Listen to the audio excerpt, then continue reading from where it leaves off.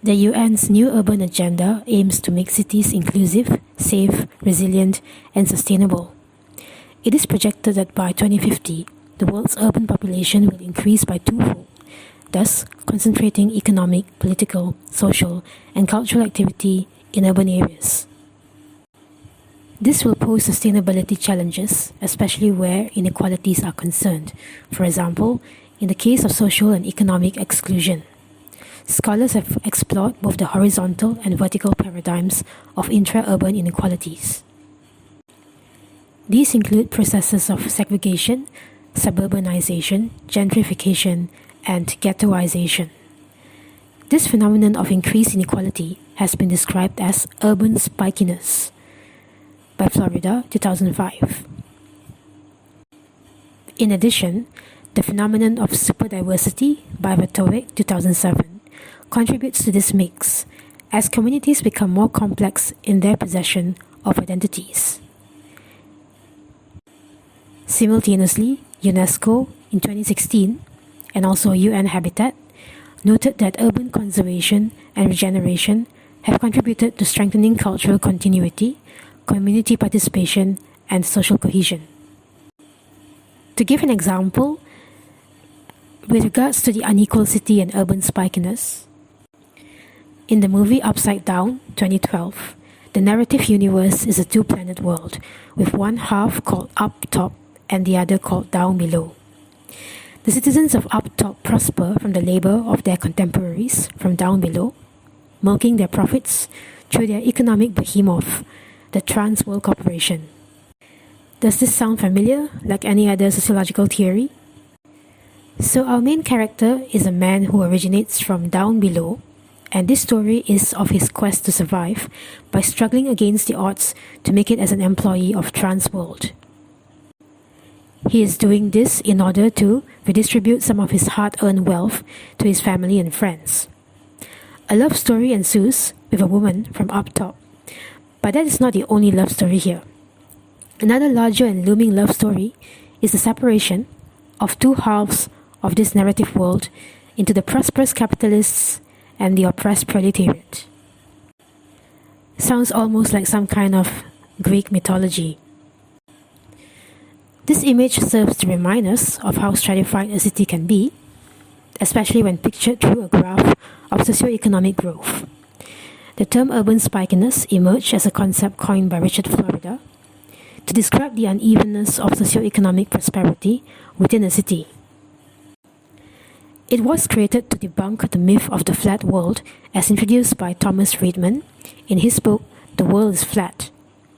Florida claimed that while the urban revival was expected to increase economic activity equally across the city, it instead culminated in greater economic inequality as evidenced by urban spikiness. It's like spikiness when you see a graph. We see a spiky urban world within cities, and the differences are big, according to Harding and Blokland, 2014. Due to processes of gentrification, the peaks may be in the city centre, while the marginalised are relegated to the fringes of the city, with gentrified areas bordering deprived inner city, often immigrant neighbourhoods.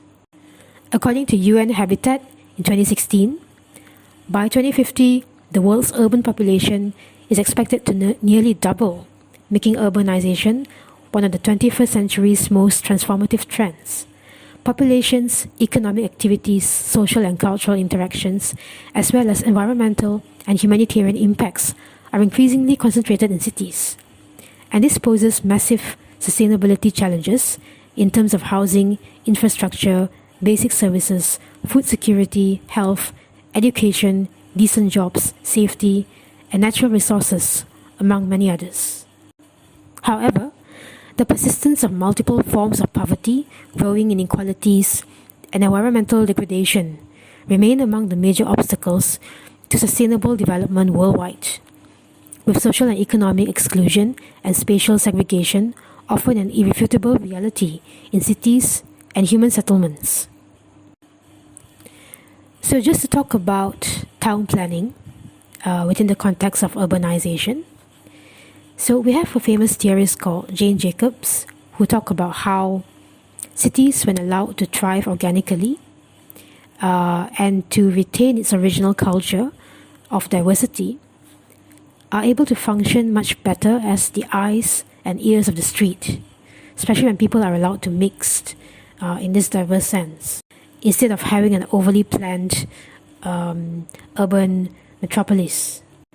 So one of the core values which modern town planning was meant to achieve was to identify and act on behalf of a universal public good or public interest. So going back to the theorists in sociology, you have the Chicago School, who focused on urbanization, and they took an early approach to urban sociology, where they viewed the centrality of movement around city growth as analogous to the growth of plants. So plants grow around a core in which it's fertile. So in the same way, city life also thrives around a core that's very active and very diverse. So city life involves not just relations of people with one another or with the environment in some generic sense of spatiality or natural resources.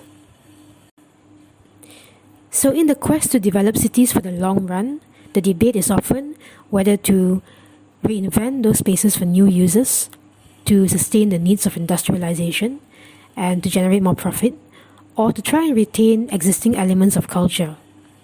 So cultural heritage preservation thus becomes an issue in urban planning, because heritage sites and buildings face a great threat from new urban development.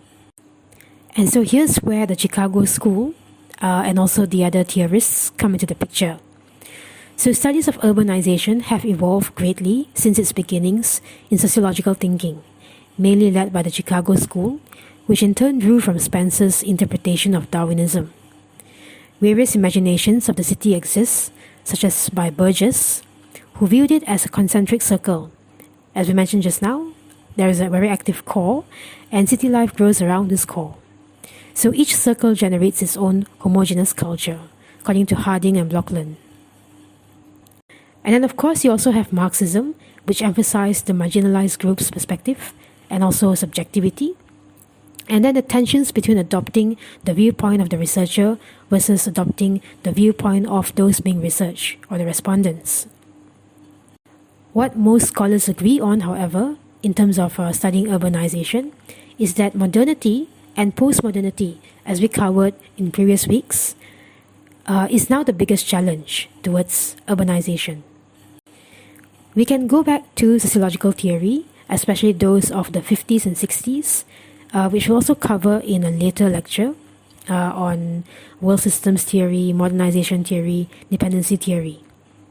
So first of all, we start with modernization theory as a starting point. And don't worry about this, we'll get back to this in a later class. So in modernization theory, the main theorist is W. Rostow. And Rostow's definition of modernization was that there are 5 stages from traditional society all the way to modernization. These are traditional society, where people are still involved in agricultural work, very basic ones. And then sooner or later they develop the preconditions for takeoff when they start producing surplus and they are able to think of selling this for profit. Then they take off and start becoming a bit capitalistic. And then as they practice capitalism, there's a drive to maturity where they become more familiar with the system. And finally, they reach the era of mass consumption or high consumption. It's the pinnacle of capitalism. So modernization theories emphasize the transmission of modern attitudes and values, like a socialization platform, which accompanied technological progress. While postmodernity, as we discussed earlier, is characterized by the conceptual breaking away or breaking down of meta-narratives, which include traditional beliefs. So this entire modernization process uprooted many people from their localities or their hometowns and relocate them in search of jobs to urban areas. So especially within the context of heritage preservation, modernity and postmodernity have distanced people from many of the processes which affect their lives in a traditional sense, including a connection with the past, because they may be separated from their extended families, and of course they may be brought up in the industrial areas where you have a different kind of solidarity, organic solidarity, and so you may be out of touch with your things like mother tongue, traditional customs and festivals and gatherings. So in short, that brings us to the issue of cultural heritage preservation within urbanized areas, where when cities become more modernized and urbanized, then there is a greater division of labor, people become more atomized, and there's a process called gentrification where things around you become more sophisticated and tailored to suit consumerist needs, so that you have the example also of maybe so-called historical buildings being upgraded, which is a good thing because it serves the preservation process.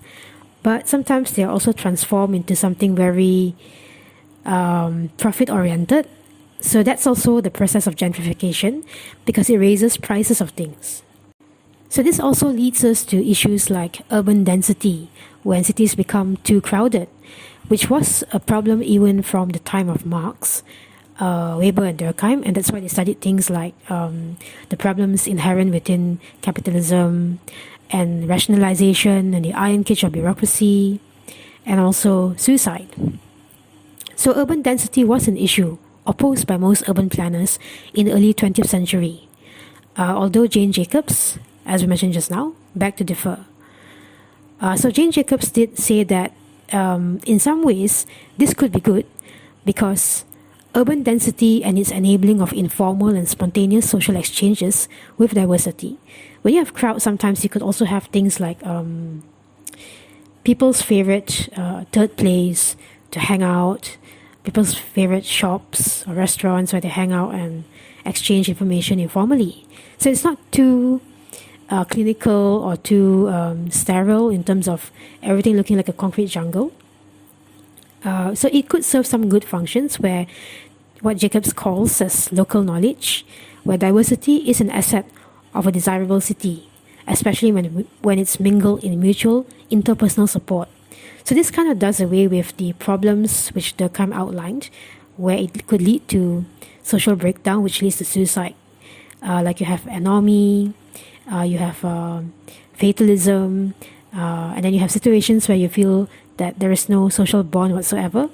So urban density could be both something that overcomes it, but could also be a problem. Hence, Jacobs had this concept called the sidewalk ballet, which portrays the city as a lived human space rather than just something very clinical and sterile that's planned like playing with Lego and such a geometrical abstract space. So even UNESCO emphasized the importance of people-centered cities, and they highlighted that culture is the key to achieving a quality urban environment by respecting people's identities and increasing the livability of cities. So in their report, they stressed that culture should be a core component of urban initiatives to facilitate social cohesion and mutual understanding, to counter urban violence, and contribute to peace building.